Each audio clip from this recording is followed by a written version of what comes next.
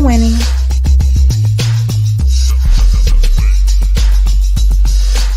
You're winning.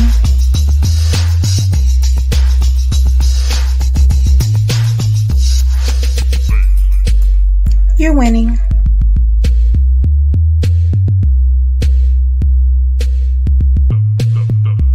You're winning.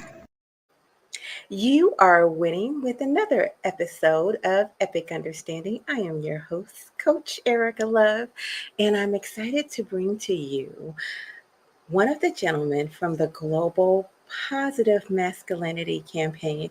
I appreciate all of your feedback that you've given me, and you might also remember him from the Men's Mental Health Summit. It was fabulous.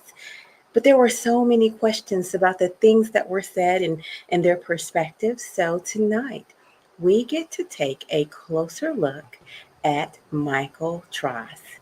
Hello, Michael. How are you? Hi, Coach. How are you? I'm good. I'm good. I'm fantastic as well tonight. I just want you to know that I'm so very thankful that you are hanging out with us tonight and that you're going to share your thoughts and your history as well.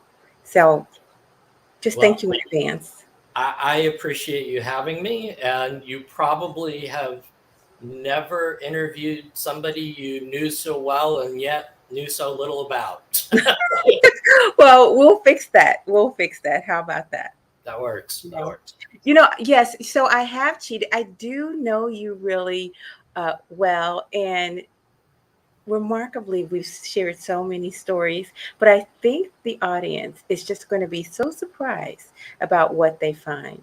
As a matter of fact, um, part of what I promoted with you is that never to judge a book by its cover. Okay, that is part of what I promoted you as. So I also shared that you're going to talk about how to navigate adverse childhood experiences. Those go together, but we have to unpack your story in order to figure out how all this works. Yes, absolutely. And interestingly, all the things that you try in life are not always the best things. So we can talk about some of that. Uh, Mm, yeah. It's so I'm not exactly sure where you want to start, but I can start at the beginning if that works. maybe. Let us start at the tasty, good, and delicious part. That's what Kenny says. Uh, love that you're here, Kenny. But I actually want to start at a place that's going to let everyone know that you are a multifaceted man. It is easy to see by your resume or your CV that you're a very accomplished man, and I love that. I certainly met you in the capacity of leadership, so those things are easy to see from you. What wasn't easy to know about you is that you grew up in kind of a situation that was full of brokenheartedness. I think Okay. that's safe to say. Yes, all the Yeah. way around. All the way around. So, where I actually want to start is at the death of your brother. Okay. And how that came about and what was family life like at that point. Uh, it was a series of things that had happened. Mm-hmm. My father and mother had divorced, Okay. and we lived in a house when my father uh, started doing pretty well for himself, and we had moved from near Chicago. We were on the Indiana side, but about 60 miles east of Chicago, and we moved from there to Louisiana, a very different culture. My Mm-hmm. father was doing pretty well and designed the house that we were living in. And so it was not particularly inexpensive house. My mother and he split, and that was probably for the best all the way around. But what that meant was that my brother was now in a position, because my mother really didn't have any particular earning skills, anything that was going to bring in the kind of money to sustain that kind of house. And so my brother was kind of put in that position. He left school and started working in Texas. But as you can imagine, as a 20-something-year-old, he wasn't really in a position to earn that kind of money either.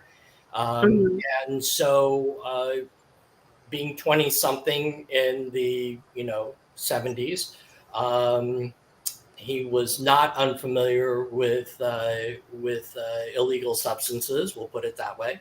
Okay.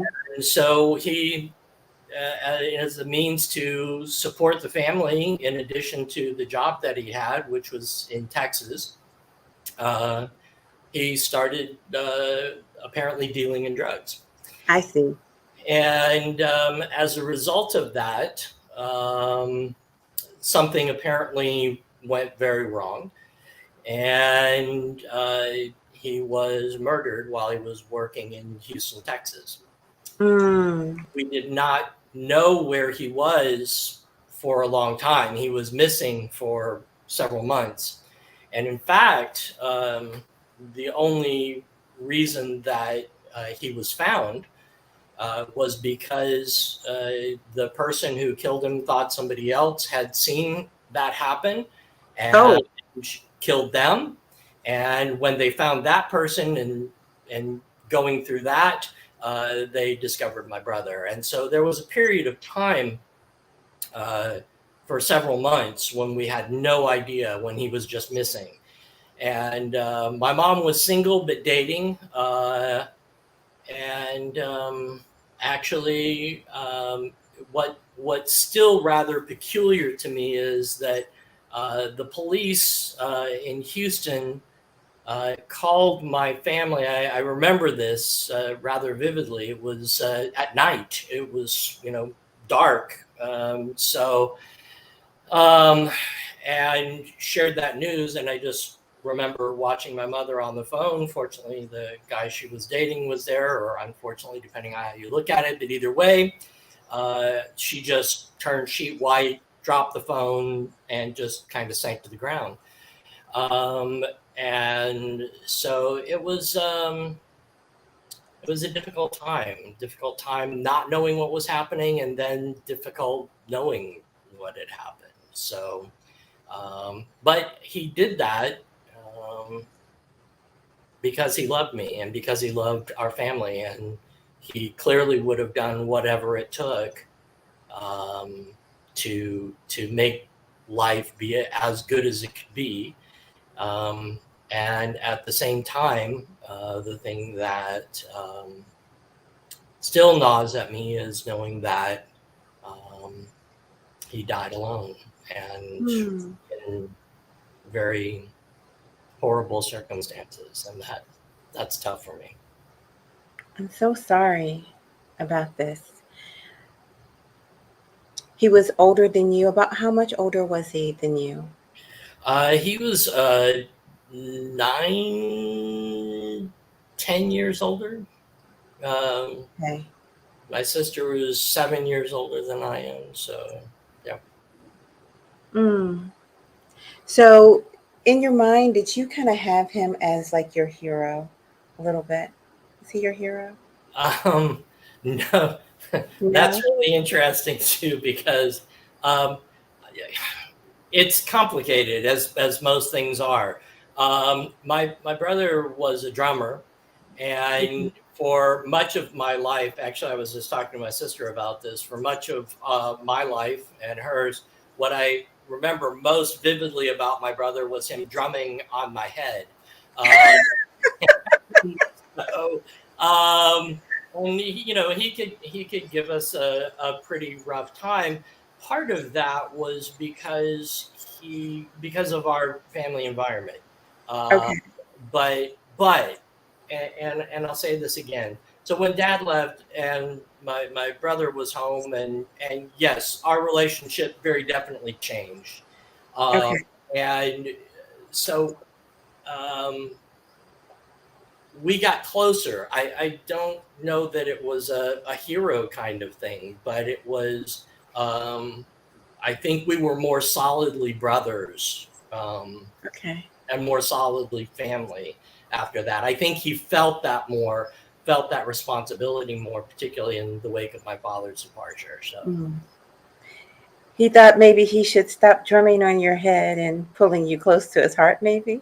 Yeah, he did that, and you know, for the crazy things you remember. So, for instance, I remember at that time I was into bowling, and Okay. so I wanted to go to this tournament. Now, the truth of the matter is, I'm sure they were struggling just to put dimes together to keep the roof over our head and some food on the table, and yet somehow he managed to make that happen.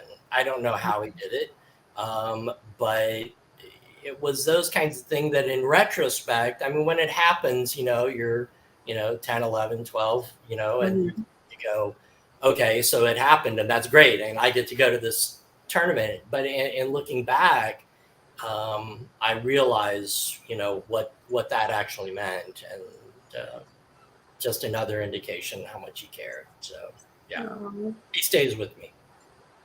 that's beautiful. That's beautiful. So I noticed that you framed the fact that he was dealing drugs in light of supporting the family. Is that true? Yeah, absolutely. I'm not saying that he never used drugs. I'm sure that he did, Okay. but he was not. Uh, you know, if you knew him, you know, I'm sure a lot of people get this vision in their head of this. You know, he was, my brother was actually pretty well put together for everything that had happened in our lives, and so it was in fact the late 60s, early 70s, and Hmm. that was what young people were doing. And he was a young person, and he was definitely involved in the, you know, uh, in the atmosphere of the time. But and for all the drumming on my head, he was never a cruel person. Okay. He was never an uncaring person. Another quick story to kind of demonstrate that. When I was born, I had a lot of very significant and very profound health issues, Mm. and my brother actually went blind for a period of time as a stress reaction to what was happening to me. Oh Uh, my. and so, yeah, I, you know, I remember hearing about that several times. So, yeah, it was so, you know, regardless of, you know, as you say, you know, you don't put labels on things. Uh, Hmm. yeah, I mean, he was a teenager, 20 something, 60s and 70s. He did what most teenagers, 20-year-olds were doing at that time. But again, he was a good person at heart, and I never doubted that. So was your brother shot or Yes. or okay. Yeah. All right. And I noticed that you said that the only reason why you found out who shot him was because of another murder, or there was, or someone, he thought someone saw him, or can Yeah. you? And I remember too, my specific memory of a lot of these incidences are pretty, you know, cloudy because I was young. Um, and but still, I was old enough to know what was going on. I'm sure there was an effort to keep some of the facts of things from me at the time. Mhm. And so some things I heard about later. But that part I knew, that was how they had found him. Yeah. I see. I see. Um, do you guys still talk about this today? Do you talk about that situation? I haven't talked about his dying for probably not for a long time. I haven't really talked about that with my sister. We've talked about life a few times, but we haven't talked about that. And I'm not really sure why, although I guess in most respects that seems, although it was clearly a huge event in my life, but for him there was much more to his life than that, and so I guess that's what I've always focused on. It's the other parts. Yeah, yeah. Interesting story. I haven't really told this probably to more than 2 or 3 people. But my brother loved music. As I said, he was a drummer. He was in drum corps for a long time, which is kind of like a variation of band, but not. Okay.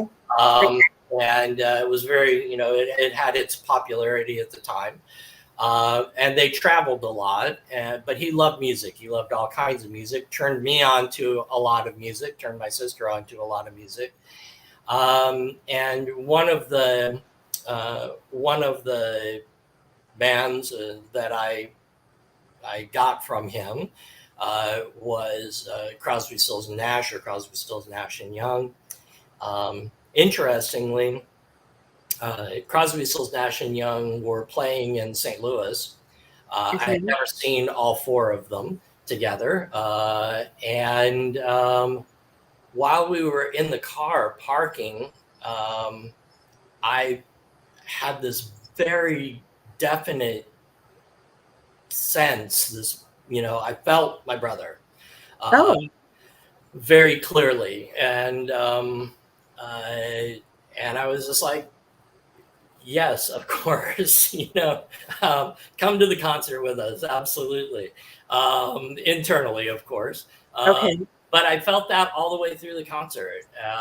And I just felt like he was there with me at that moment. And kind of an odd situation. Had not expected that. It was not really particular. I'd seen Crosby, Stills and Nash several times. Never had a similar experience to that. But on this occasion, I did. And so that was... that was a pretty unique experience for me. So, in October, we're going to talk about, I don't know, paranormal things a little bit. So are you saying that you had a paranormal experience? I would say so. Yeah, that's what it felt like. Okay. All right. Kenny's sharing your experience. He loves that band. Me too. Absolutely. That is good. So I'm now want to reflect on your mom because you said she dropped to the floor when she heard the news. Did your relationship with her change in it at all at that moment?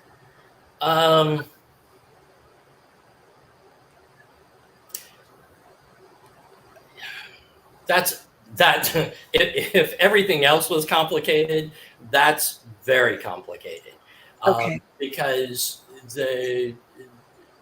our relationship had run across a lot of different territories and terrains, had taken a lot of interesting twists and turns, and she's a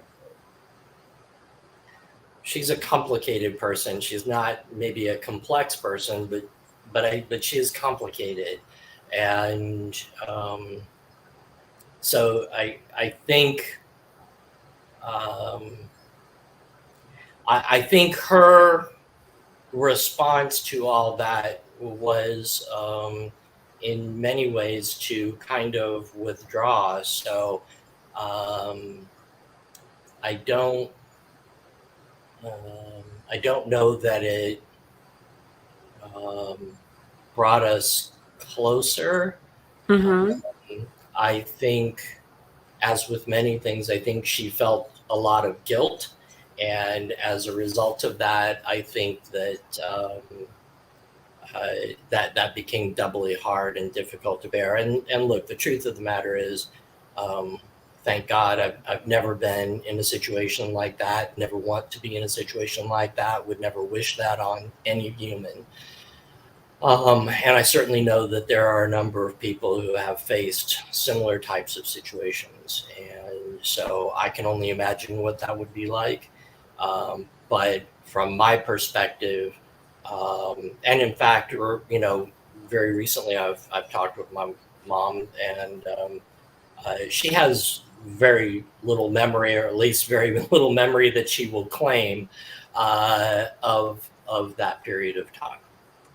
And You so, know, go ahead. I asked that question that way because your mom chose to make your brother the man of the house upon your father's absence.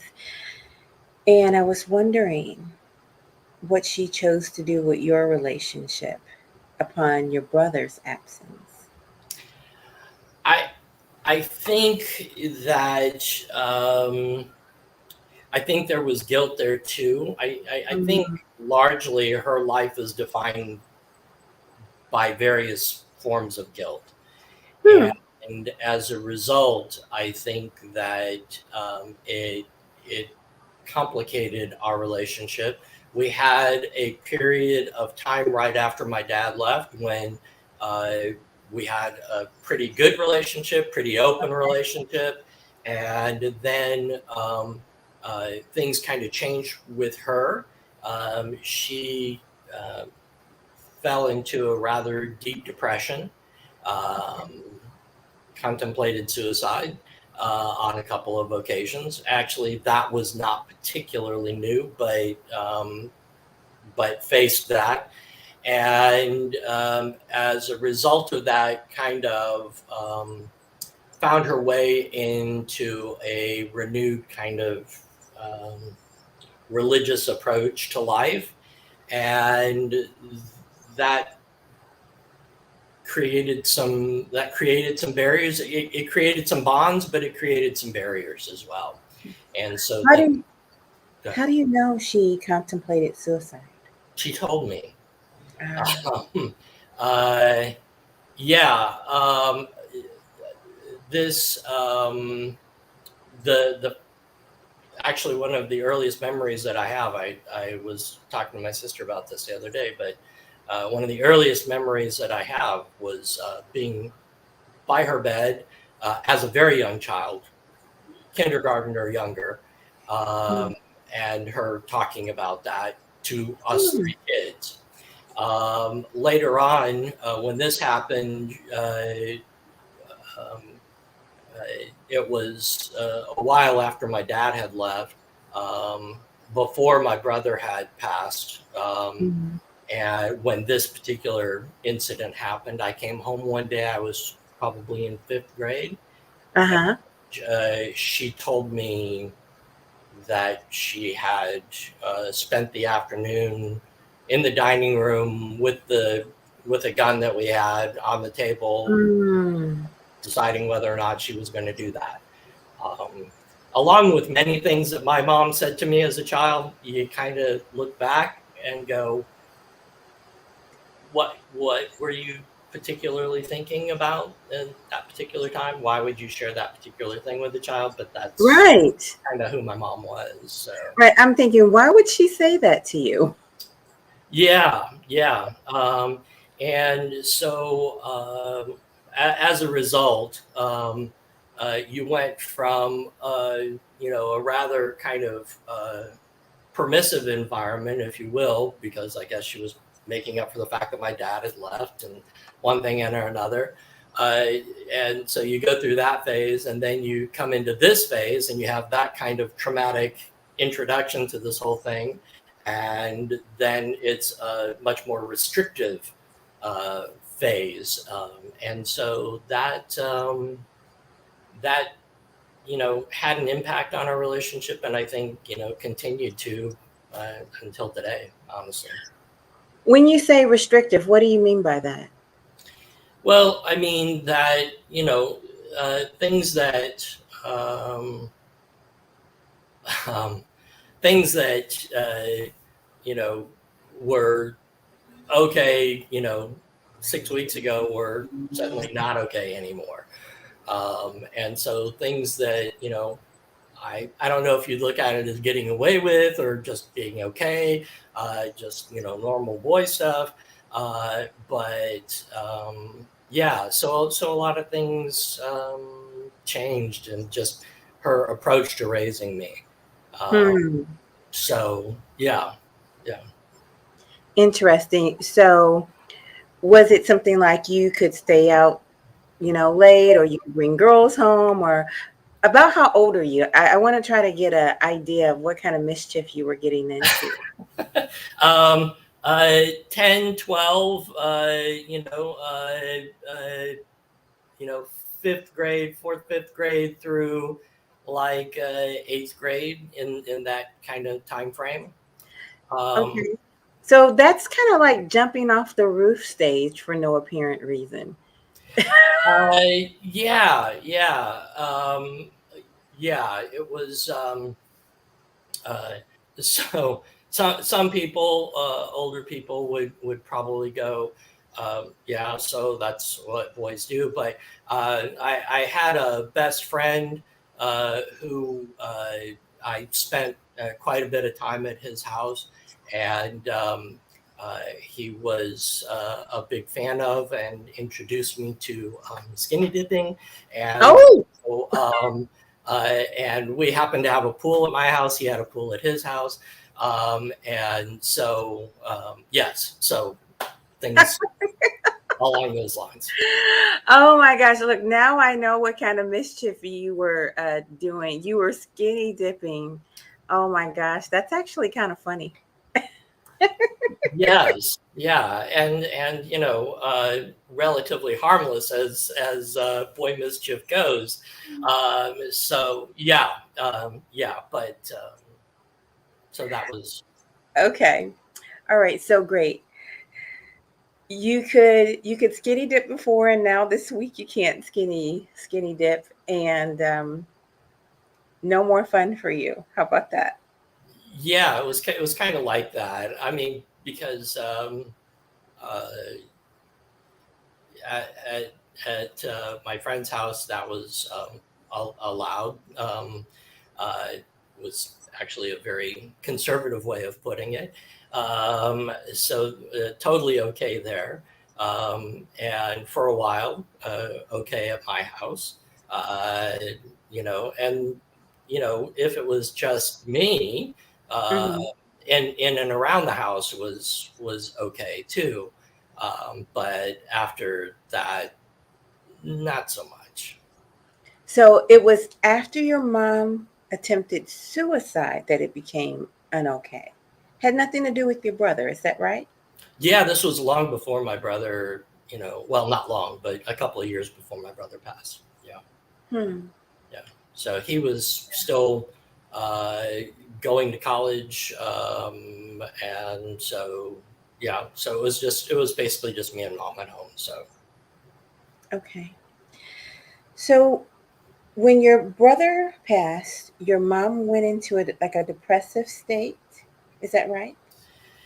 well, yes, a more depressive state. My mom, like I said, has kind of been racked with guilt for a lot of her life, and so I don't think depression was new to her. She Hmm. had other circumstances in her life, which I didn't find out about until significantly later. Hmm. But all that kind of, I think, was. I think she carried a lot of that with her, and so that kind of got translated into the relationships she had with other people. She was, for instance, uh, my brother and I, were pretty okay, but she was very, very hard on my sister. Mm. And everybody recognized that. It wasn't like, each of us thought the other one was getting the worst or better end of the deal. my brother and I both agreed that my sister was definitely getting the worst of the deal. She was very hard on her, and I think because she kind of judged herself through my sister. So Oh, yeah, wow. it was tough. I wonder, can you give me an example of something that your sister would experience that you wouldn't experience? Yeah, I mean, it was a constant kind of criticism of who she was, her relationships, what she did. She was told to stay inside and clean up and help her clean up while the boys Mm, played or did whatever we were doing. And so, yeah, there was a lot of, um, there wasn't a lot of nurturing woman to woman. There wasn't a lot of, hey, let me tell you some things that, let me share some of the things that happened in my life so I can make your life a little easier. It was like, wow. your life was tough. And so your life should be tough too. And so Wow. figure that out now. Hmm. Yeah. Hmm. That was an interesting philosophy. I'll just say that for sure. It most definitely was. Yeah. And particularly hard for my sister. Absolutely. Hmm. Hmm. I want to move to the relationship with your mom and you once your brother passed away, because I'm trying to understand what the dynamics were at that point. Because, like I said before, when your dad left home, your mom made your brother the man of the house. And for the record, I actually think that's one of the biggest mistakes that women make when it comes to raising a son. You can't put that kind of pressure on them. Yeah, and I think I certainly have been through phases, and I'm not sure I'm entirely out of them, where I kind of to be blunt, I blame her to some extent for what happened to him because I feel like Hmm. if he hadn't been put in that situation, things might have been different. Well, your mom, this is not going to sound great, but your mom is not the only person who has done that. Women do that. They start treating their son like their man.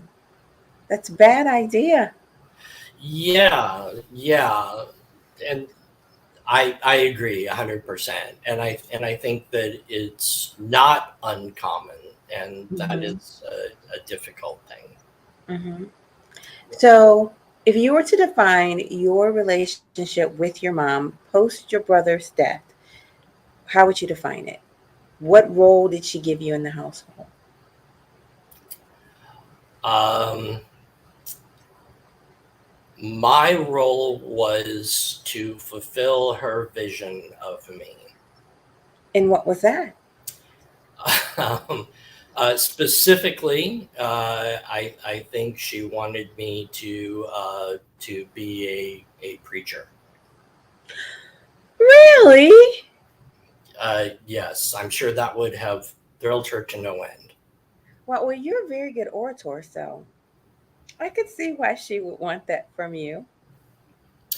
Yeah, unfortunately, it had nothing to do with my relationship with with spirituality.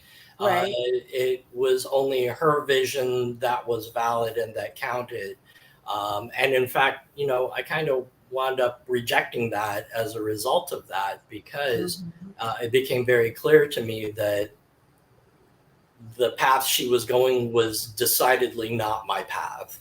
Hmm. Um, and so, yeah, and that was very difficult for her as well, obviously. But yeah, so that created a fair amount of conflict in our life up to and including the present. Wow. Wow. I'm actually not surprised to hear you say that. I think that is at the root of some of your difficulties with religion? Yes, and mostly and that's what I should clarify. It's not difficulty with religion. Okay. I understand people believe a lot of different things, and what I believe probably doesn't make any more sense to other people than what they believe makes to me, and so I get that. That part is not what I react to. What I react to, and this probably is directly as a result of my relationship with her, is people forcing their view or assuming that their view is the only valid view, and that in the absence of that view, if you don't conform entirely and completely to their perception and their spirituality, then you are, you know, you are completely on the wrong track, going the wrong direction. You're on the highway to hell, and there's nothing for you. And so I got a lot of that. Wow. Wow. I think right now is a great time for us to take a quick break and take a look at ACEs Matter. They are an organization that really focuses on adverse childhood experiences, and they help adults and children manage those so that, well, they don't create a problem for the rest of our lives. So we'll be back after these messages. If you have a birthday coming up, or maybe you'd just like to do something for the greater good, please consider starting a personal fundraiser on Facebook and selecting ACEs Matter as your cause. Need a reason? Well, we have 3 just for you. ACEs Matter helps families in need cover the cost of mental health services. ACEs Matter hires local contractors and even stay-at-home parents who need flexible work schedules. We care about humanity, and ACEs Matter provides free training and education to those who've been affected by childhood trauma.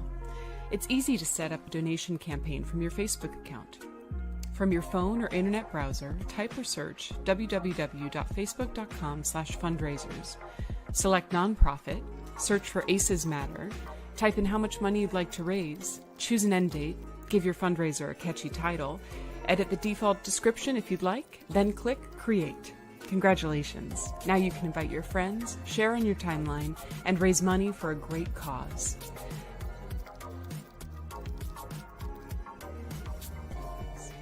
For every ACE story told, an ACE can be prevented. 2 heartbeats from our house to yours. ACEs Matter is a 501c3 nonprofit organization. EIN 85-124-6674. Welcome back. We are here with Michael Tross to talk about how to manage your ACEs. He is giving us his backstory. So far, we have learned that his brother was murdered in his 20s, and we've talked about his relationship with his mother. At this point, I'm very interested to know about your relationship with your father. Wow. So yeah, that's again I'm using this word a lot. I feel like too much actually, but it keeps being true. Very complicated. Mhm. Here's the situation. My father was an alcoholic. I see. He was a very intelligent person. Mhm. When he was younger, he had a surgeon who was very interested in him, and mentoring him and moving him in that direction. Mhm. He was not able to pursue that because he wound up getting involved with my mom and having kids and a family instead. So Um, your dad was going to be a surgeon? yeah, yeah, Wow. that was what he, and you could tell that later on in life because he would build these very, the models of ships with the very intricate rigging and everything. Uh-huh. He was very into that, and that was the kind of thing that he did. He was very good with his hands and his mind. But Mm. I think that between the relationship with my mom, a lot of situations that happened there, he found uh, his part of his relief in drinking, and so That was a difficult thing. So as a result of that, and he was not a chaste person. So what I heard a lot about, and what was clear to me even at a pretty young age, Dad would go out and we had a pretty good idea based again on things that my mother would tell me. Why would you tell a child this? I don't know, but nonetheless. And then he would come home in, not a particularly good condition. And so as she filled my mind with things about how horrible my father was, it was very easy to believe because that's what I saw. He left, he wasn't with us, he came home and he was in this, terrible condition. And so it was easy. He was an easy target and it was easy to manipulate my relationship with him. And as a result, I really wanted nothing whatsoever to do with him and was actually pretty happy when he left. To give you an idea of this, my first name is Robert. His name was Robert. I wasn't a junior, but I was Little Bob or Bobby for a long time. And I just rejected all that. I started going by my middle name because I just really didn't have anything to do with him. Then, actually, after he left, and of course, this is over a period of many years, I began to realize from one situation to another that he was not, in fact, a horrible person. We were thankfully able to mend those fences. It still wasn't, I think, what either one of us would have wanted. But at least because he was, by that point, he was living in Thailand and Malaysia. And he died very shortly after I got married and had kids. So he never met his grandkids. We exchanged cassette tapes. He would record tapes and send those to me, and letters and pictures. But yeah, but it cost me a lot of years, and it cost me what probably could have been a better relationship. I don't know that my dad was actually cut out to be a father. I don't know that that's really what he wanted for his life. And I think my mother made that more complicated rather than less complicated. And so as a result, I think it was this kind of a downward spiral until he actually got away from that, got healthier for himself. And then, we developed a healthier relationship. But then, of course, I'm 20 something, early 20s, 2 kids, and he passes away and I can't even go to his funeral because he's half a world away. And of course, at that point in life, he's making any money. So yeah, It was tough. Wow. I'm sorry that happened. And is his remains in the States, or is it in, did you say Thailand or Malaysia? Where did he pass away? He was in Thailand at the time. He had remarried. But he had worked all in that area, Jakarta and Singapore, and so yeah. So yes, so he's over there. I see. I noticed that you said that your relationship was manipulated. Yes. I think that's a place where we want to, unpack that a bit. Who was responsible for manipulating your relationship with your dad? Yeah, that really pretty much falls squarely on my mom. My dad didn't do himself any favors, of course, because when he left, I mean, he left. First he went to Arkansas, then he was in California, then he went overseas. And so, I mean, it took me a second to unpack some of that stuff. What I had not realized until, late high school, maybe just after high school, was that I had at least two half siblings somewhere that I had never heard about. And so interestingly, the other thing that happened was that my grandmother, his mom, used to come and visit us. She and my mom were like oil and water. I mean, they just couldn't take each other. And my grandmother used to say things that, indicated that maybe I wasn't hearing the whole truth, but I was going based on what I saw, which, seemed pretty legit, and then, I found that out. So I began to realize what my grandmother had been talking about. Then we moved to St. Louis. My grandmother was in Indianapolis, so we wound up seeing her a great deal more.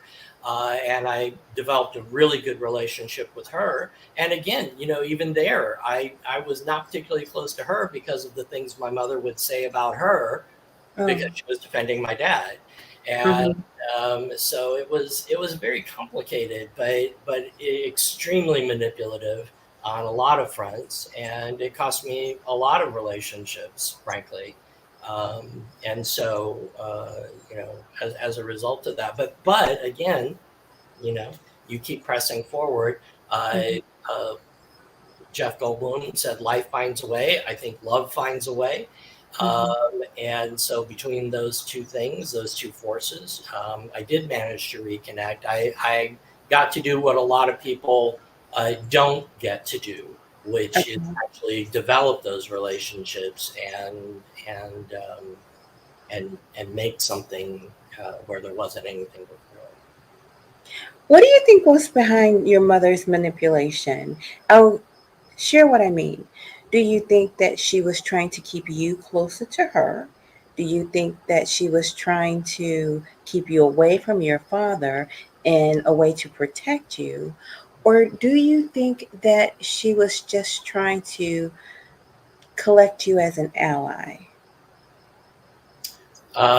Most likely the latter. My mom's pattern of relationships pretty much was there were in people and there were out people. If she was talking to my sister, she wasn't talking to me. If she was talking to me, she wasn't talking to my sister. If she was talking to one, grandchild or niece or nephew, she wasn't talking to the other ones.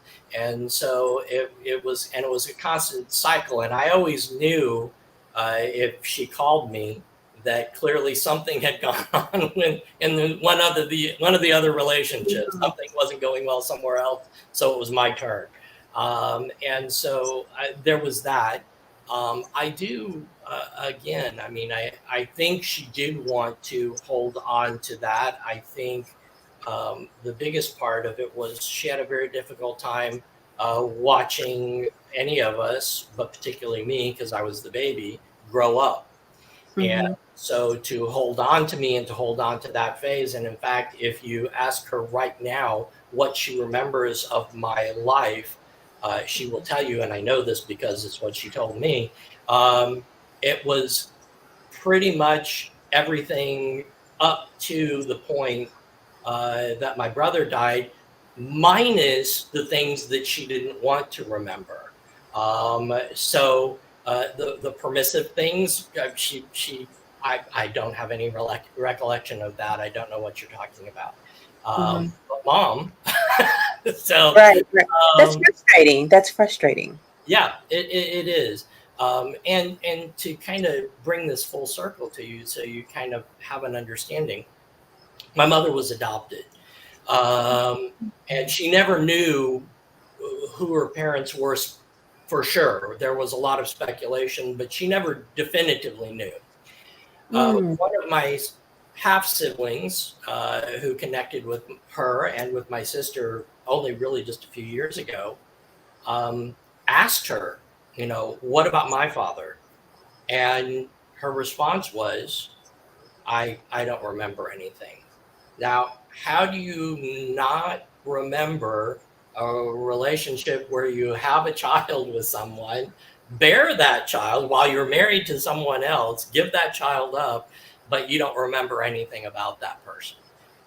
Wait, what? So who's saying this again? What about my father? Who said that? My half sibling. Your half sibling by your mom. Yes. Oh, I see. Which apparently took place somewhere between my sister and me, which is why there's a 7-year gap in there, and apparently at least 2 kids. And then, that kind of explains my father's. I would start drinking too, honestly. It's a wonder he stayed, quite frankly. It really is. So your mom had 2 babies that were not your dad's. Correct. And that means your dad was walking around watching her be pregnant twice. Yes. Yeah. Wow. Oh, wow. So when I got that, again, pieces had already started falling in place, but then I was like, geez, no wonder I don't know what I would have done. No. We were talking about the female narcissist, right? Would you describe your mom as a narcissist? Yeah. Yeah, absolutely. Yeah. I mean, oh my. That's all. I'm like, oh my God. Oh my. Yeah.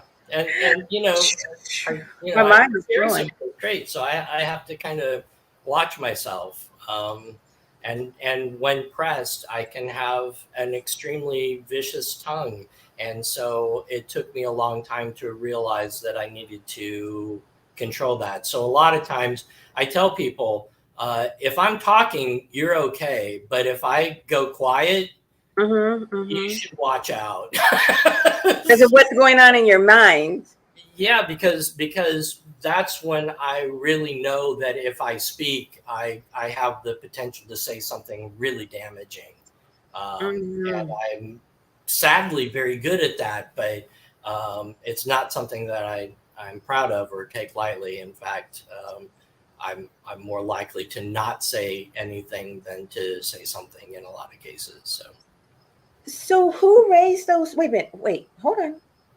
Were the 2 children by the same man? I have no idea. Couldn't tell you that. I don't think so. Oh. I didn't get that impression.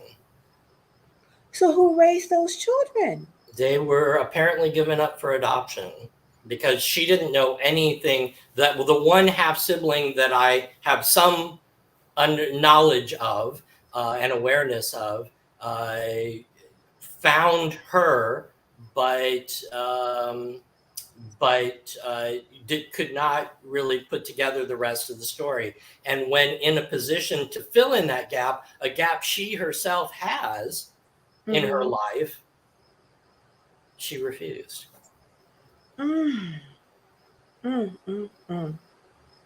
So you go. Are they girls or boys? The children. Only know one, and that's a girl. Okay. Maybe if it had been a boy, she would have been different. I don't know, but yeah. Wow. I have to say, I am blown away. But I mean, that piece of information alone, I'm just so confused. I'm so confused. Yeah, it was pretty interesting for me too. So, and in fact, I was working. This was actually just about maybe 10, 12 years ago. I was working in Arizona, and I thought, I should try to find these people. My whole point in trying to find them is, I know you probably grew up thinking that you missed out on something, but you didn't. You're totally, probably better off.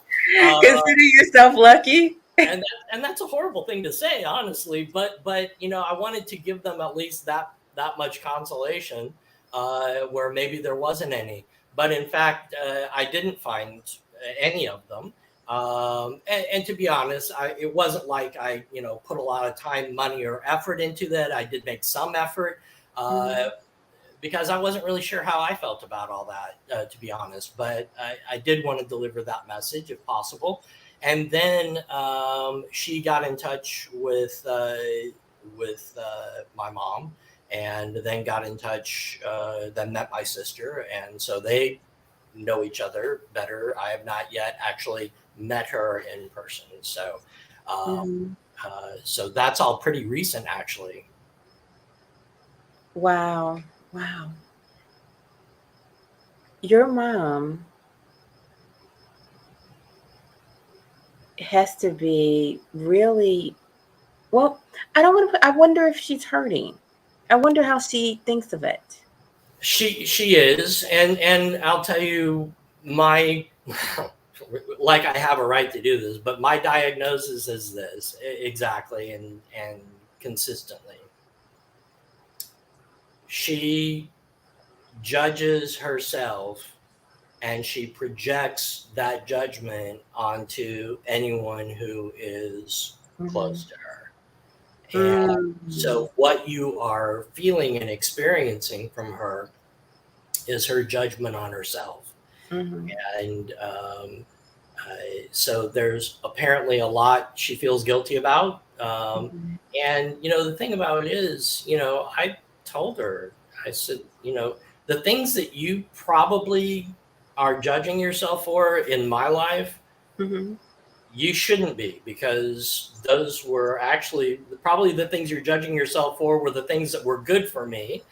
And the things that you're not judging yourself for are probably the things that I would say you might want to think about that.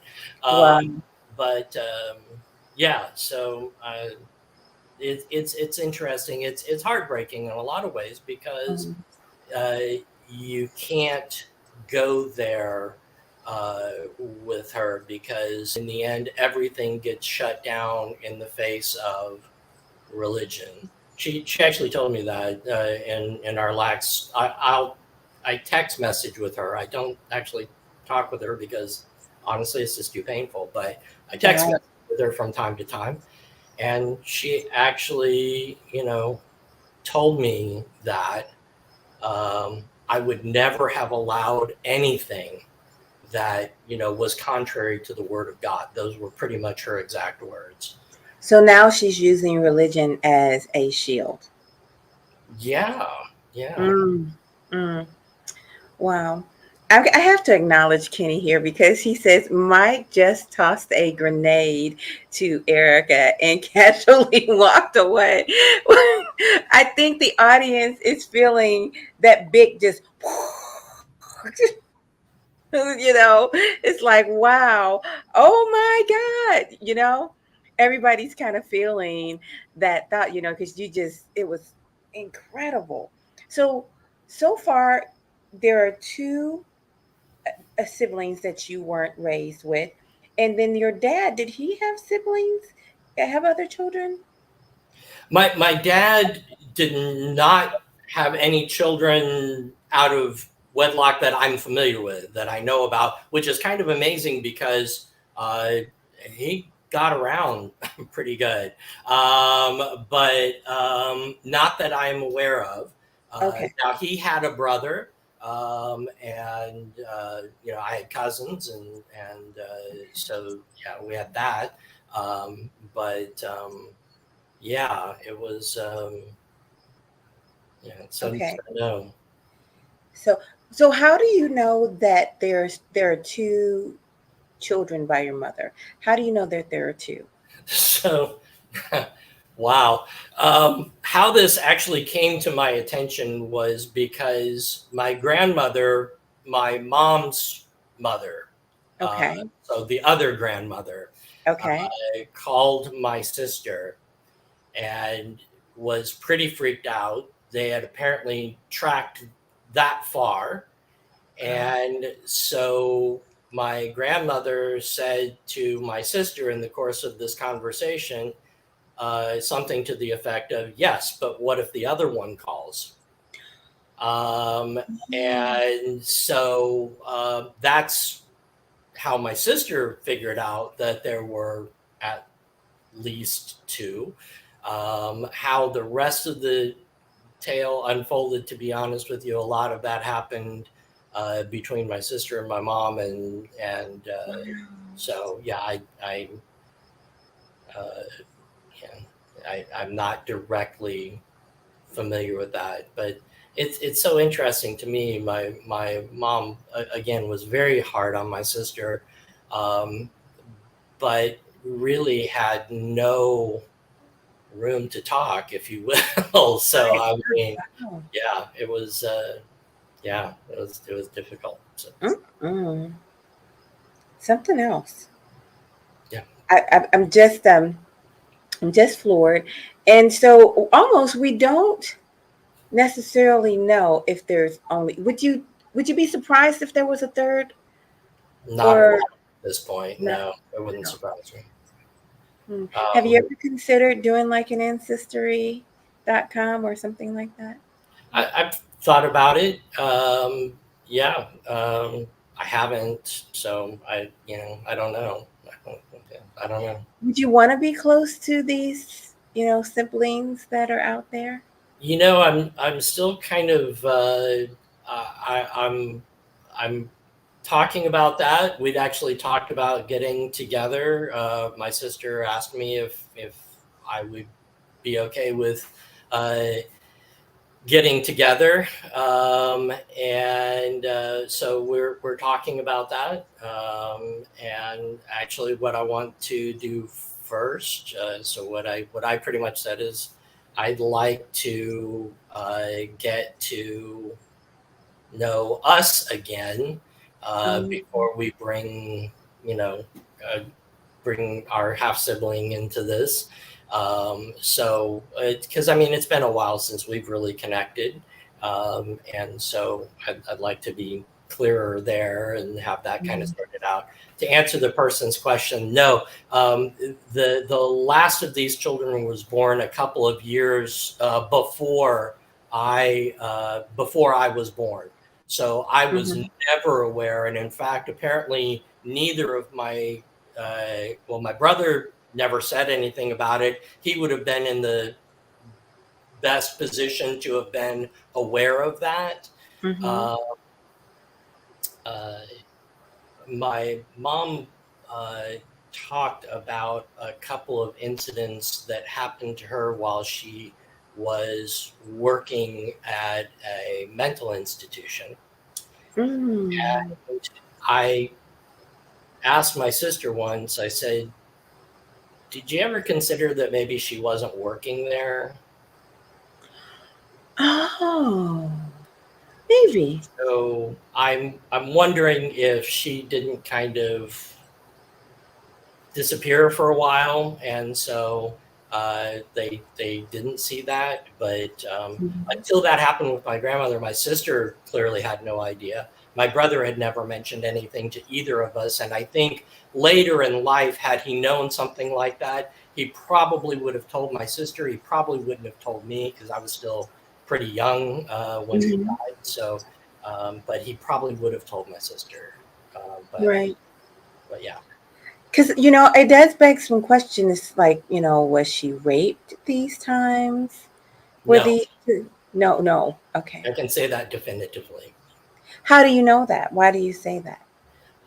Because in some of the discovery aspect of this, what my sister and my half sister discovered was that there was quite a relationship between her and apparently this gentleman was a DJ in Indianapolis and had asked her to leave my dad and come and raise his kids and bring my brother and sister along. And she apparently refused that, which makes it all the more difficult to believe that she can't remember anything about him. So, but yeah, no, it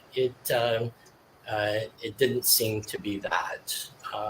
So this was quite a hot and heavy affair. Apparently, yeah. So who raised your half sister? Who raised her?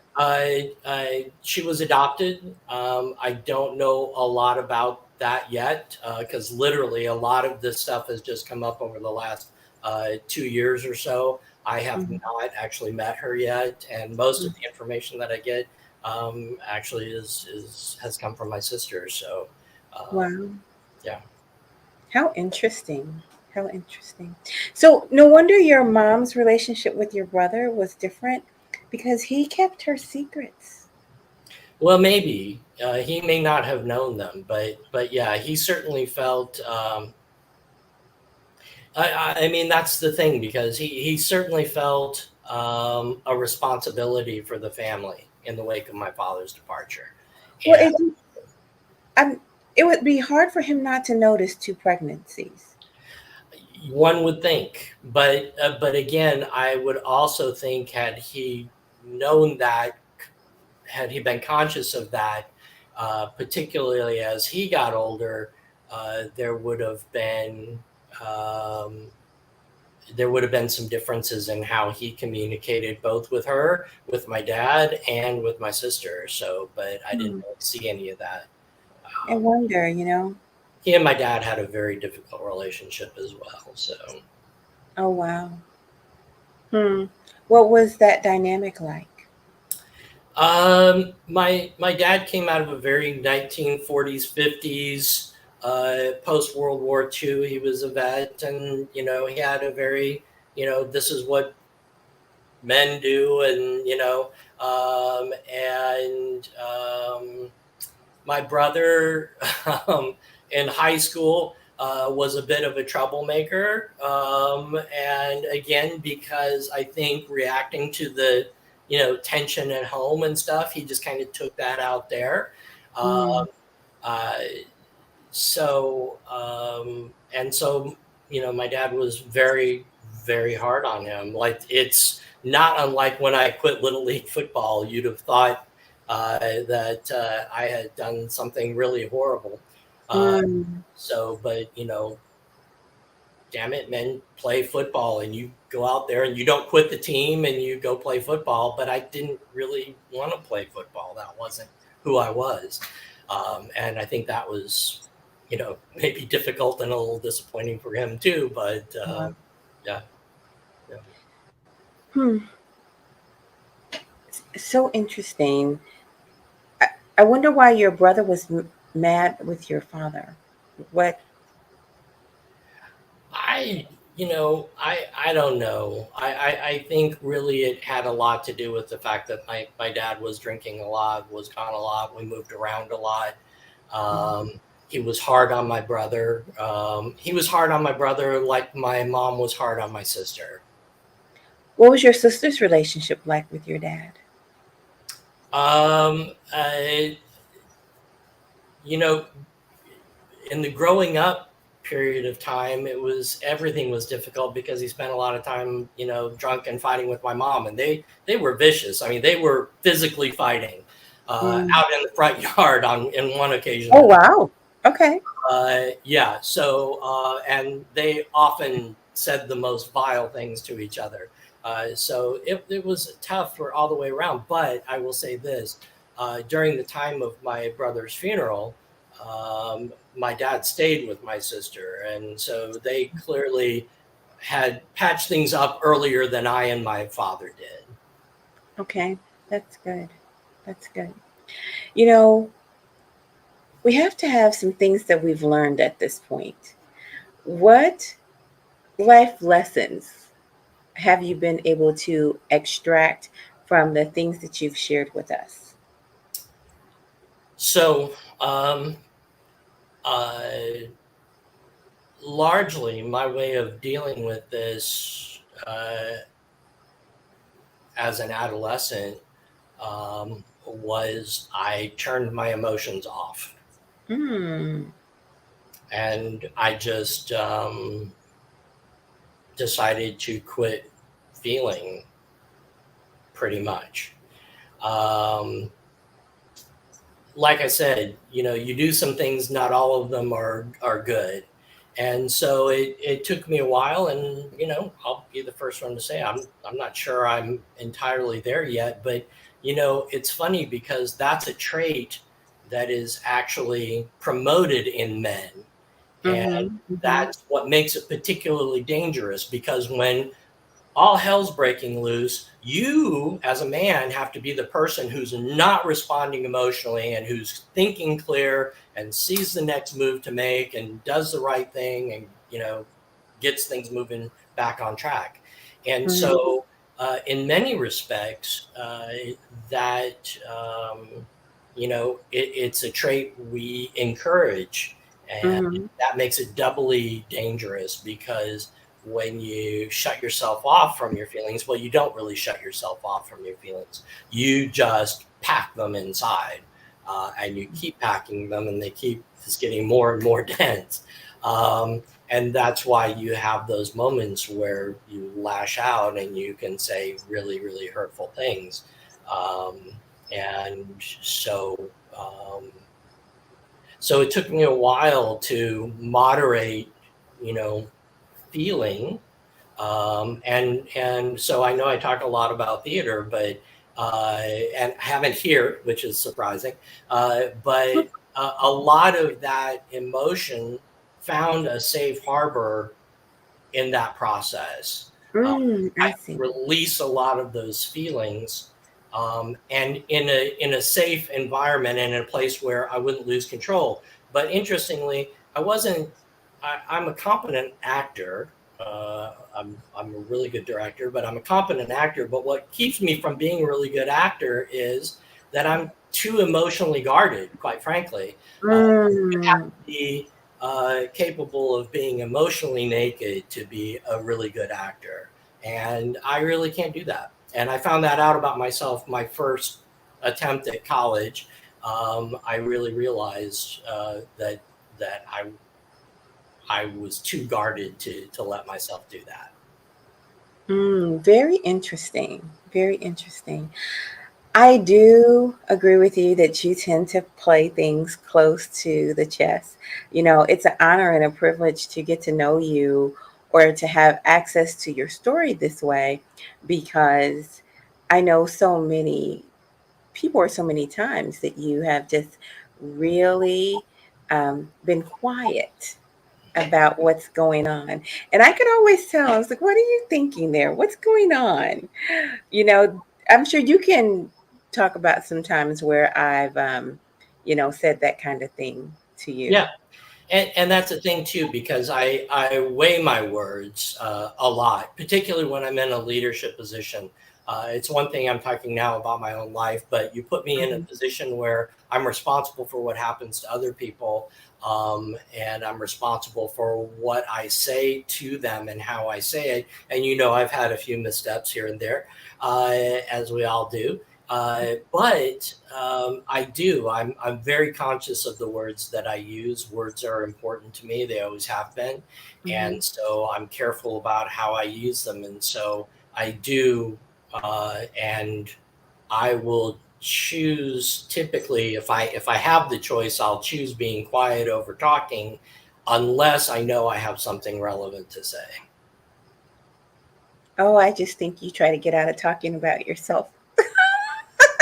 Well, it's hard to argue that, because I've just spent a whole hour talking about myself. But You know what? This is like this is a gym.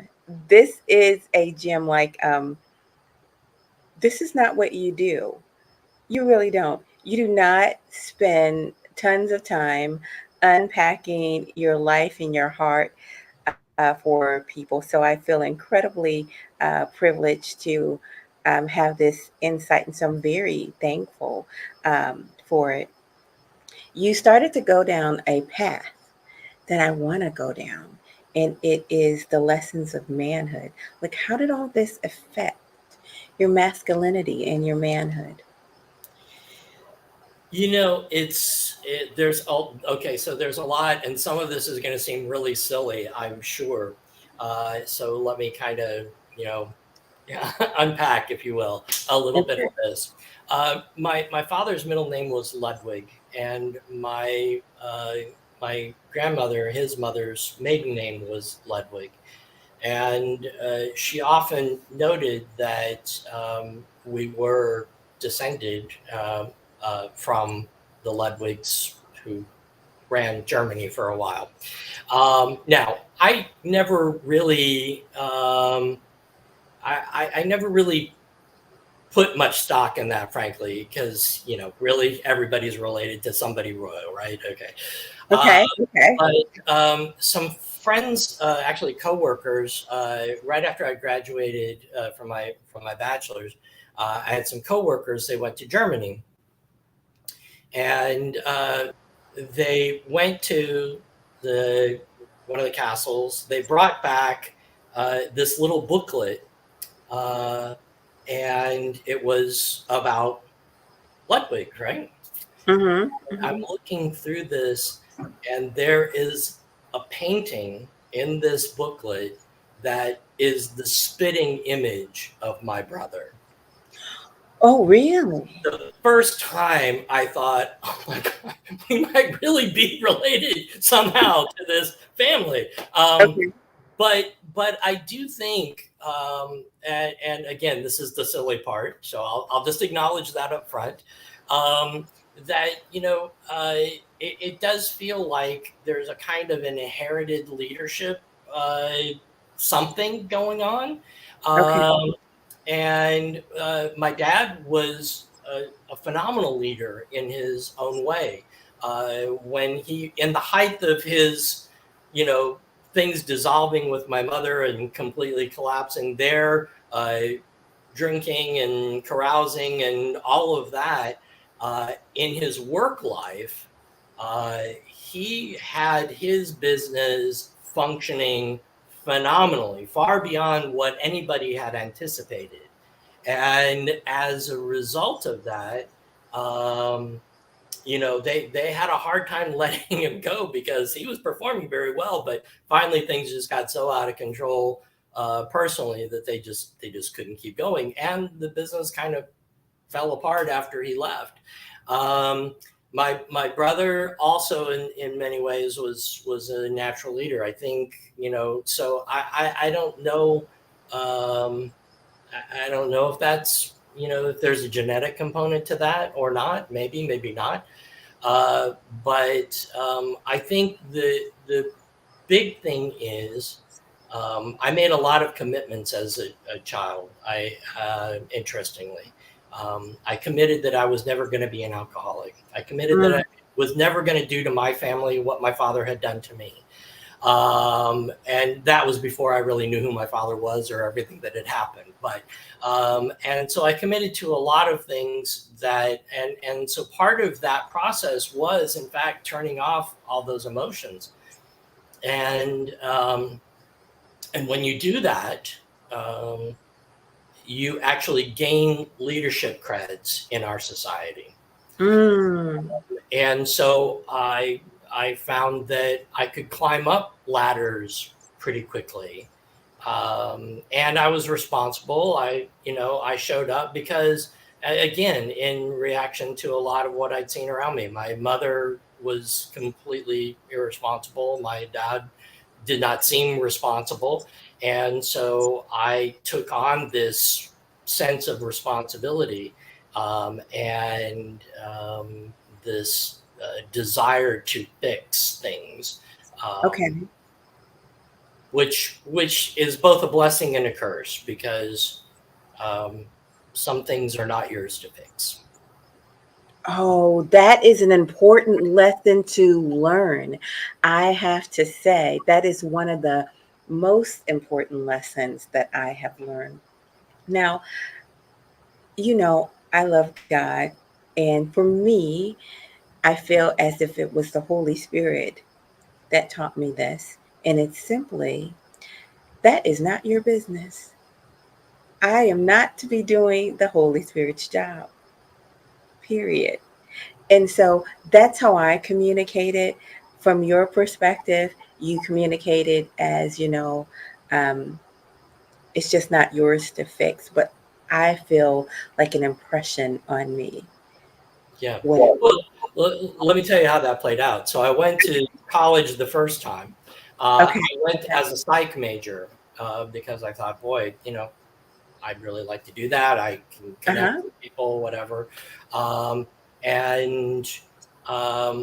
then I read the play 𝐓𝐡𝐫𝐞𝐞, and that caused me to ask a very important question. So this is the impact that theater can actually have on a life.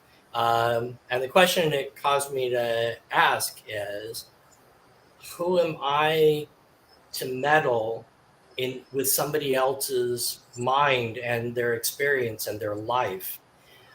Even though I think maybe I'm making them more normal or allowing them to conform better, is that really a good thing? Is that really my right to do that? Might they be better off, and might the world be better off if they didn't conform? Because actually nonconformists, as we know, are responsible for a lot of our advances in one section and another. So that really caused me to rethink my whole career path. I quit psychology and changed my major to theater. But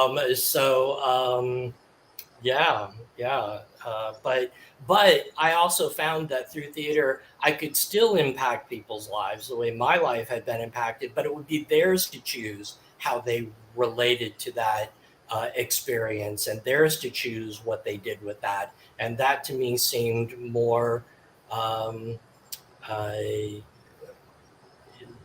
that seemed more right to me, for lack of a better term. Wow.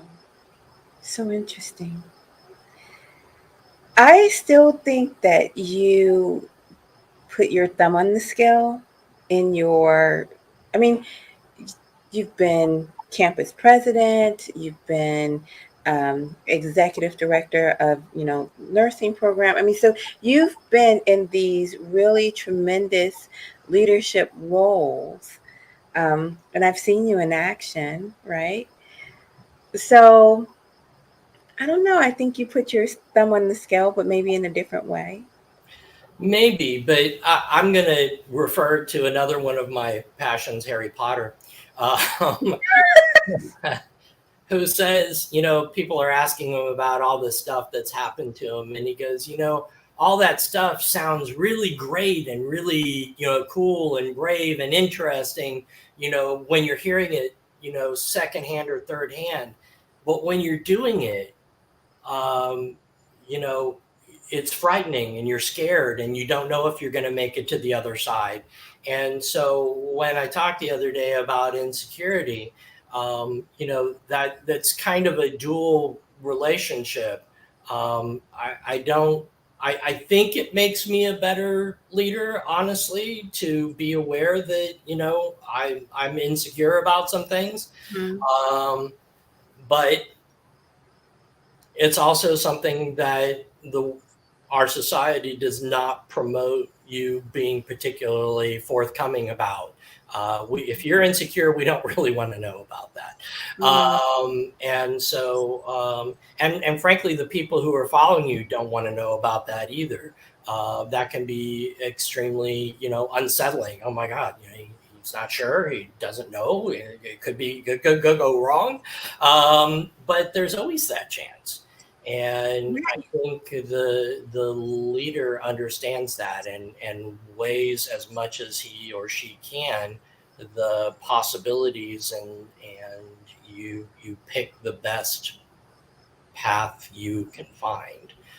But for me, that's why I'm a very collaborative manager, because for me, that is always, let's everybody talk and throw the ideas into the pot.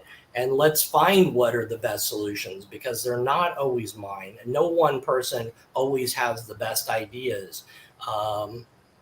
No one person is always the right leader for every moment. And so developing leadership in your team so that they can lead when it's appropriate for them to is an extremely important aspect of how I approach things. But again, that comes back, a lot of that comes back to theater, because In theater, when you're putting stuff together, you just have to trust that the set guys are going to do what they're supposed to do. And you have to trust that the costume people are going to do what they're supposed to do, and that it's all going to come together at the right time in the right place. But you don't know that's going to happen. And so, but that's a lot of it. So you recognize the various roles of leadership within something happening, within creating something. And I think that's really important. I think you're right. And I think it's important that we just acknowledge that doing it afraid, that's a leadership quality. Again, I think this is from Harry Potter. But I know other people have said it too, so I'm not sure where it originated. But the truth of the matter is, the only time you can really be brave is when you're really afraid. Mm-hmm. You can't be brave if you're not afraid, Mm-hmm. because that's the very definition of it. You're facing whatever it is you're afraid of, and working through it. Mm-hmm. And so, if leadership is about bravery, it has to be almost equally about fear. Absolutely. I think good leaders have to know that if you are knocked down and it doesn't go as planned, your response to getting knocked down is getting up. Yeah, that's and they say that the people who succeed are the people who get up one more time than they fall down, and that's true, but I think you need to make sure you take the time while you're down to figure out what's going on, and sometimes we rush away from that moment. And that's one thing. If I had any, social ill that I talk about, it's our desire to oversimplify everything, to forget and to ignore the complexity of human life, of human consciousness, of human relationships. It can't be condensed into a 30-second soundbite. It can't be condensed into a 30-minute sitcom.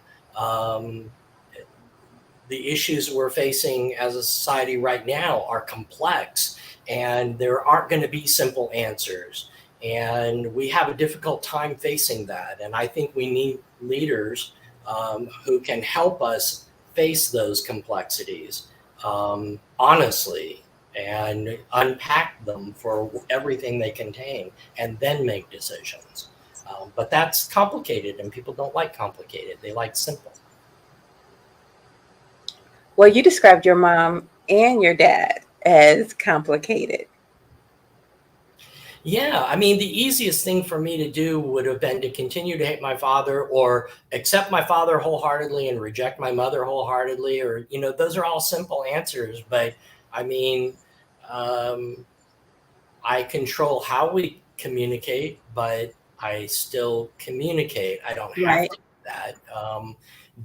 And why do I? Some people might ask, but and sometimes I ask myself that. But the truth of the matter is, because I know that judgment comes from a lifetime of a lot of pain. And I get that about her, and I feel bad about that for her. I wish it were different for her. Yeah. Your mom was adopted, and I think that's a key thing to remember about her. Maybe that's where she got some of these strange control issues. Mm-hmm. So I think that's a big deal. At the same time, even though we have adverse childhood experiences, I think it's important that we learn how to manage them and not do harm. I don't think your mom learned that lesson. No, and more importantly, I don't think she recognizes that there is harm I Oh, think okay. she thinks in her mind she's doing the right thing to, make things be better. And the rest of everybody just doesn't get that. So, because, What? well, yeah, I mean, I, I, I'll go, I'm that, going to have to say I refute that. I mean, the two babies. I'm just, I just, I can't agree with that. yeah, There's no way that she it thinks was, that. it was better for her to have them and give them up and raise us, Okay. um, than to leave her husband, which would have been, maybe not the right thing to do, particularly in the 1950s, 60s. And so, I mean, and we all justify the things that we do. We all do that. And so, but I think hers, especially after and I'm going to use the phrase got religion, because I think that's really what it came down to. She got a very interesting brand of religion, but nonetheless, she got religion. And I think after that, it then became her place to decide whether or not what people were doing was going to take them towards heaven or take them towards hell. And Mm, if she had any concerns about that, it was her place to let them know which direction they were headed I see. as he dived off the diving board. Got it. Got it. Okay. Okay. I'll leave that one there. But at the same time, I feel that you've learned some lessons from your mom, some Mm. things to do and things not to do. I think that your parenting style probably is a blend of what not to do that you saw growing up. So what Yeah. does that look like? I um, that's probably a better question for my children, Ah, um, and they're both old enough now to speak to that. I know I had my faults. I know I did things that I wish I could take back. But all in all, here's the thing, and here's like the greatest thing about my life right now is I not only love my kids, I uh-huh, like my kids. uh-huh. We enjoy each other's company. We talk to each other, and for me, that those are the most important relationships that I have, and I relish those. I wish we lived closer. I wish we were more, in physical proximity. But in terms of connectedness, I feel connected to both of them, and I'm extremely grateful for that. So, for whatever mistakes I made, clearly they survived them. They're both very intelligent. And caring people, very caring. They're so compassionate in so many ways. And I've said before, and people chide me for it on occasions, but my kids are worth 10 of me, both of them. And I feel proud that I was their parent, that I got to watch them grow up and become the people that they are, because they're both amazing. That's awesome. Kenny says your mother doesn't know what she doesn't know. Um, I think that's true for any of us. I'm going to say this. I feel as if your mother intentionally doesn't know things she doesn't want to remember. Yeah, and that's something that my sister and I have both talked about, and that's difficult because as I tried to explain to her in one recent conversation, look, what I'm trying to get across to you is these are the moments when I felt accepted by you for who I am and who I was, and I and while you might feel that those things were wrong, you shouldn't have let me do those things. Letting me do them was letting me express myself. And Mm-hmm. that was really important to who I am and who I became and how I got through life.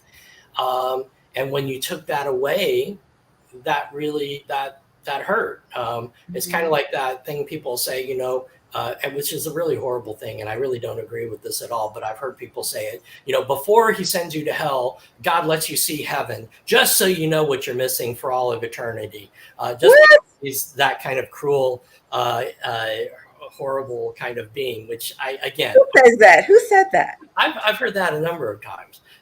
This is what's waiting you. You'll get to glimpse heaven, but then you'll be cast into hell for all of eternity, and Wow. therefore you'll have to live with what you miss. So there's there's a kind of sense of that, though.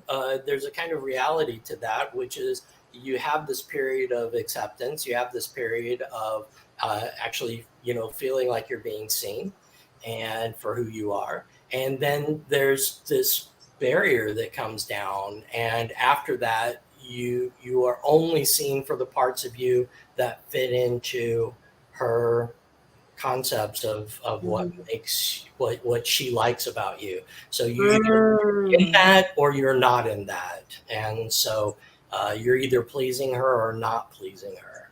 And so yeah, and that becomes the basis of the relationship, which is unfortunate.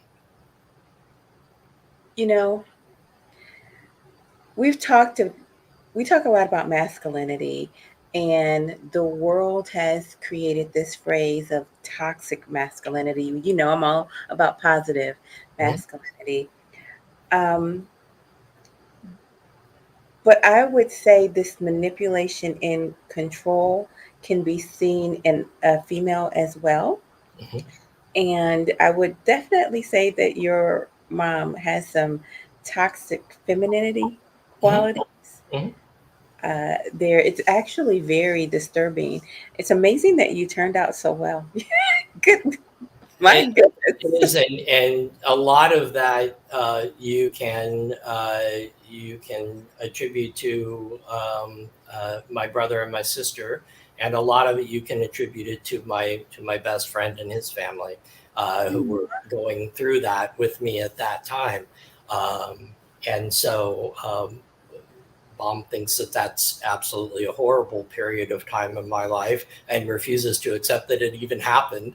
But without that, because all other things, whether people agree or disagree with the way they live their lives, they taught me what a functional family looked like. And Okay, because I so, was really curious. How did you heal? um, well, part of it was that. Part of it was realizing um, that I, that it wasn't me. I wasn't crazy for thinking this was really bizarre and was really extreme. Um, there's a movie called About a Boy, and Okay. this boy develops a relationship with a kind of older guy, and this older guy looks at him and just, he's talking about his mother having tried to commit suicide, and just goes, geez, I, just can't believe that.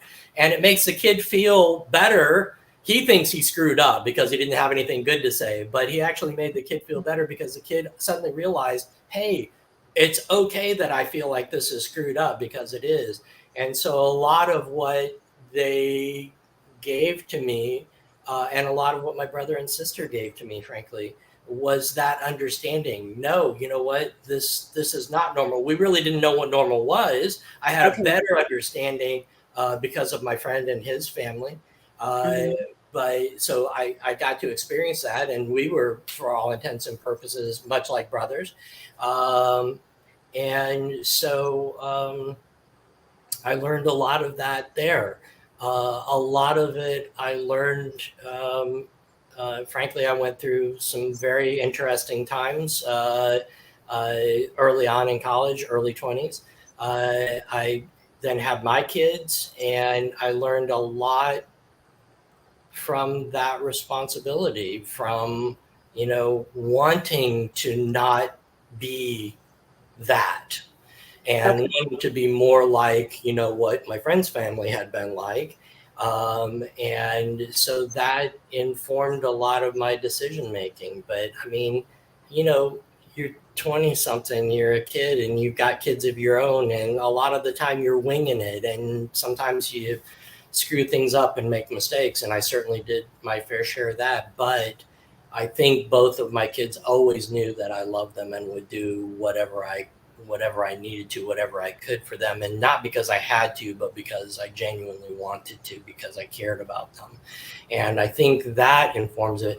It would have been just as easy, I suppose, had I not had those influences. It would have been just as easy to follow my parents' path and just kind of be kind of a complete menace in a relationship, and kind of a whatever. But because I could have justified that, because hey, Well, yeah. what I grew up with, so that's who I am. That's true.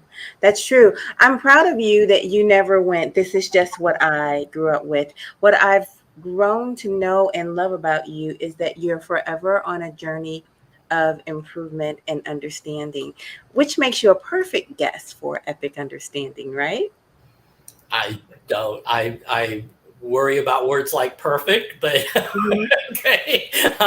I'm certainly happy to be here. I'll put it that way, and I'm happy that you're interested, and I hope somebody gets something out of this. But if you get anything, it's that you don't have to be controlled by the circumstances you find yourself in. It takes a conscious choice, and it takes recognizing what you do want as much as what you don't want. And so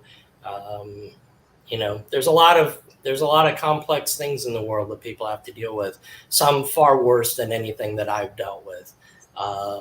And I admire people who have come through those circumstances, but you don't come through unscathed. You don't come through without your scars, and you have to learn to appreciate those instead of being ashamed of them. So I'm going to call that lesson number one, is that you can live beyond the circumstances that you were born into. I'll call that lesson number one. I would like to have either a best practice or a lesson number 2 and 3 before we leave.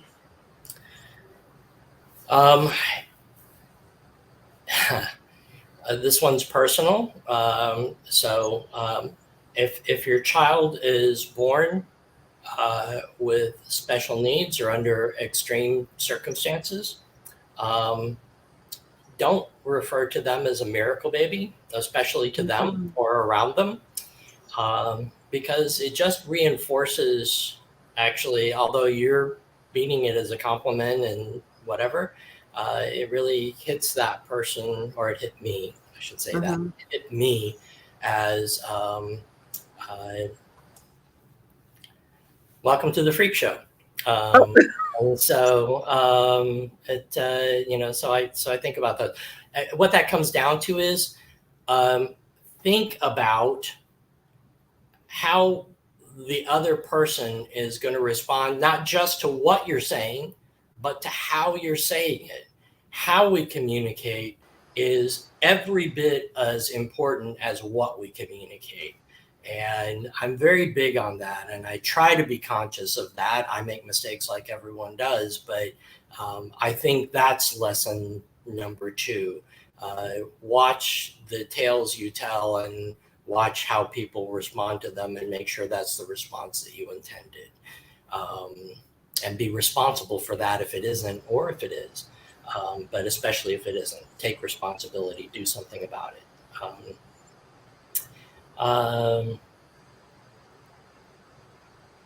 And I think what I'm learning at this stage in my life, I read a book in high school called Damien by Hermann Hesse.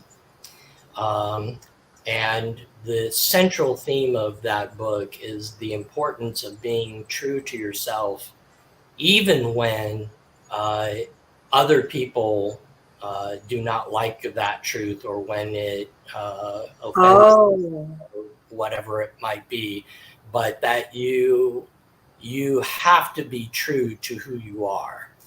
And I think that's a lesson I am just really starting to come into. But as I, kind of unwrap my emotional life again, I'm coming to terms with that. And what it allows you to do is set some healthy but important boundaries. It allows you to care less. People say dance like no one's watching, and it allows you to do that. It allows you to express yourself, and express yourself honestly. People may not always like what they hear. And again, it doesn't mean go out of your way to offend people, but it does mean that you do have an obligation to be your authentic self. And I think people struggle with that in our society. Very good. Very good. That is extremely good advice, Mike. Extremely good advice. It has been amazing having you here. I thank you for being so open and honest, and really giving us a glimpse into your journey into manhood, really your journey into adulthood. It's not just the fact that you are becoming a man and all of these things poured into you, being a father and a husband and a leader. It's just that you became just a really well-rounded person. And I think that is amazing. It is my honor to have known you. It's been an extreme pleasure knowing and working with you. Yes. And we talked about that a little bit recently. So I take responsibility for that too. But yeah, and the feelings are mutual. That I am extremely appreciative of our relationship, and the fact that we can talk about these particular things, and in a positive way. And I love the positivity you bring to the world, and I'm extremely glad to be part of this show. Awesome, awesome, awesome. Well, stick around backstage. I want to chat with you before you leave. But family, our time has come to an end. It is amazing being with you guys and just sharing these stories that I have in my heart and in my life and with my friends and the people that I get to know. I love sharing them with you. It is just so cool to walk through these experiences with you, because your presence adds a lot more value to it. And so I just want you to know that, and how much I appreciate you.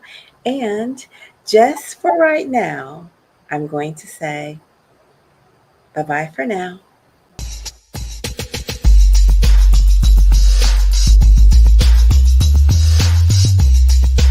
You're winning.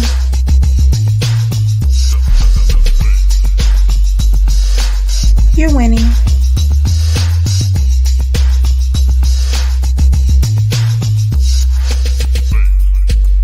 You're winning.